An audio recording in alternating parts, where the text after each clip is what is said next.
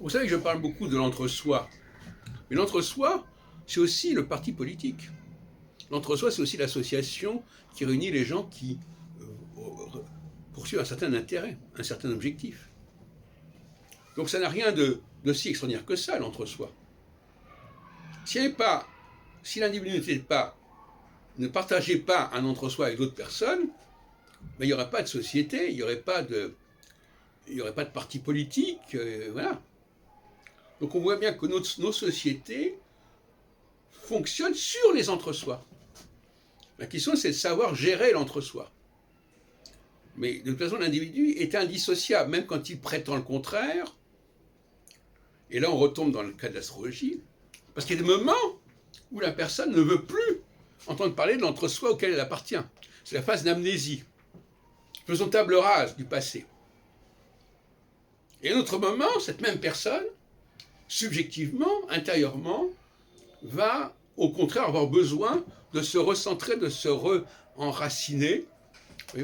Donc on voit bien que dans tous les cas de figure, les comportements unilatéraux qui ne prévoient pas de réversibilité sont ingérables. De toute façon. Tout est réversible. Aucune solution. En politique, il faudrait que tout soit réversible. Tout ce qui est accordé est réversible. Dans un sens, toute position est réversible. Et par conséquent, l'entre-soi, quelqu'un qui est... Alors, soit vous rencontrez quelqu'un qui est dans une phase d'amnésie et de refus du passé, voilà, mais vous savez qu'à un moment donné, il va repartir, dans l'autre sens. Ou au contraire, quelqu'un qui est complètement enraciné, à un moment donné, il va vouloir s'en émanciper. De toute façon, il y a cette dualité qu'on retrouve d'ailleurs chez Albert Camus, dans le mythe de Sisyphe. Si on veut, il y a on monte et puis ça redescend. Voilà, c'est le supplice de Sisyphe. Qui pour Albert Camus, qui a fait un livre là-dessus, veut bien dire ce qu'il veut dire.